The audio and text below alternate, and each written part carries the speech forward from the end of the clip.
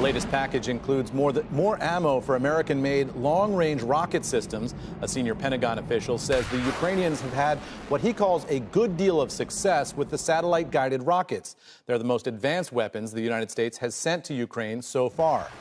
And for the first time, the U.S. is also sending advanced surface-to-air missile systems that can reportedly strike targets more than 100 miles away. Meantime, Russia continues its brutal and indiscriminate onslaught against civilian targets. Ukrainian officials say Russian airstrikes on a residential area near the coastal city of Odessa killed at least 21 people, including 2 children. The Ukrainians believe it was payback after they forced Russian troops to retreat and withdraw from Snake Island, a strategic and symbolic island in the Black Sea. President Biden is back home in the United States after a highly consequential NATO summit in Madrid, Spain. The world's most powerful military alliance is set to grow even stronger, with Sweden and Finland now formally invited to join. NATO leaders showed a united front against Russia and vowed to stand by Ukraine as the brutal and bloody invasion drags on. CNBC's senior White House correspondent Kayla Tausche with more on how the war on NATO's doorstep has reinvigorated the alliance and given it a renewed purpose. From a crisis of confidence to a crisis on their doorstep, NATO countries and 2 new members now forcefully aligned against a common foe. Russia poses the most significant and direct threat to our security.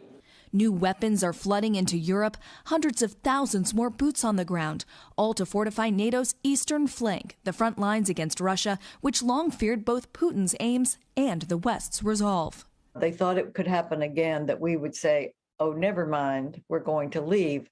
But our allies are now in very solid commitment that we're not going to say, oh, never mind. We are going to see this through. President Trump had reportedly discussed withdrawing from NATO many times, calling it obsolete and slamming other countries' spending levels, causing leaders like Francis Macron to declare NATO was suffering brain death without the U.S.